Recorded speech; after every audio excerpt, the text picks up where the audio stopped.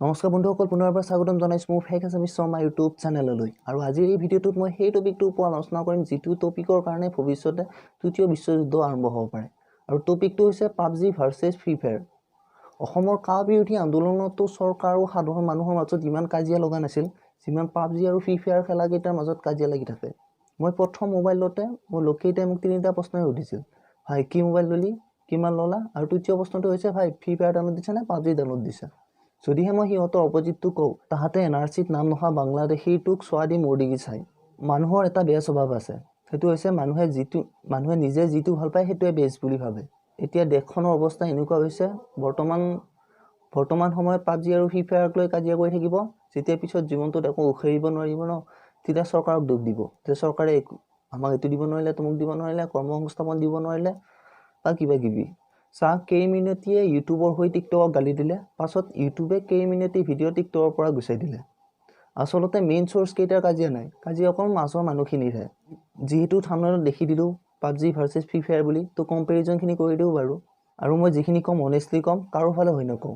ডাউনলোডছৰ কথা ক'বলৈ গ'লে পাবজি ডাউনলোড দিছে 100 মিলিয়ন প্লাছ মানুহে, আৰু ফ্ৰী ফায়াৰ ডাউনলোড দিছে 500 মিলিয়ন প্লাছ মানুহে। গ্ৰাফিক্সৰ কথা ক'বলৈ গ'লে অভিয়াছলি পাবজিৰ গ্ৰাফিক্স বহুত বেছি উন্নত হয় ফ্ৰী ফায়াৰ তুলনাত, আৰু পাবজি গেমিং এক্সপিৰিয়েঞ্চটো বহুত বেছি ভাল পাব ফ্ৰী ফায়াৰতকৈ গ্ৰাফিক্সৰ কাৰণে। এপ চাইজৰ কথা ক'বলৈ গ'লে পাবজিৰ এপ চাইজটো বহুত বেছি, 2 GB মানে হয়, আৰু ফ্ৰী ফায়াৰ এপ চাইজটো বহুত কম হয়, 500 MB প্লাছ হয়। আচলতে পাবজিটো ডাঙৰ ডিভাইচবিলাকৰ প্ৰতি লক্ষ্য ৰাখি বনাইছিল, আৰু ফ্ৰী ফায়াৰটো সৰু ডিভাইচখিনিৰ প্ৰতি লক্ষ্য ৰাখি বনোৱা হৈছিল। 2 GB ৰেমৰ মোবাইলকেইটাইও ফ্ৰী ফায়াৰ আৰামছে খেলিব পাৰে।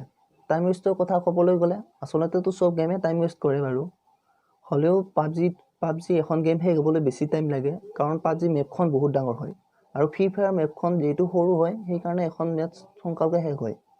আৰু পাবজি এখন মেটচ শেষ হওঁতে যিমান সময় লাগে সেই সময়খিনিত ফ্ৰী ফায়াৰ 2খন মেটচো খেলিব পাৰে। হ'লেও এতিয়া এখন পাবজি সৰু মেপ আহিছে বাৰু। লুট আৰু ভেহিকুলৰ কথা ক'বলৈ গ'লে পাবজিত বহুত বেছি, দুয়োটাই বেছিকৈ পায় ফ্ৰী ফায়াৰতকৈ। পাবজিত যিটো 8xৰ কাৰণে মাৰামাৰি লাগি থাকে, ফ্ৰী ফায়াৰত সেই 8xটোৱে নাপায়, ফ্ৰী ফায়াৰত অকল 4xহে পায়। তো এইখিনি আছিল কম্পেৰিজন। আচলতে প্ৰথমতে যোনে যিটো খেলে সেইটোৱে ভাল পায়, আৰু এজন ৰিয়েল গেমাৰে সকলো গেমকে ৰেচপেক্ট কৰে, কাকো কম্পেয়াৰ নকৰে। যেনেকৈ শচীন আৰু বিৰাটক কোনেও কম্পেয়াৰ নকৰে, তেনেকৈ কোনেও গেমক কম্পেয়াৰ নকৰে ৰিয়েল গেমাৰে, যোনে গেমক ভাল পায়। মই বাৰু পাবজিয়ে খেলোঁ। যদি ভিডিঅ'টো ভাল লাগিছে লাইক কৰিব, কমেণ্ট কৰিব। তো বাই বাই।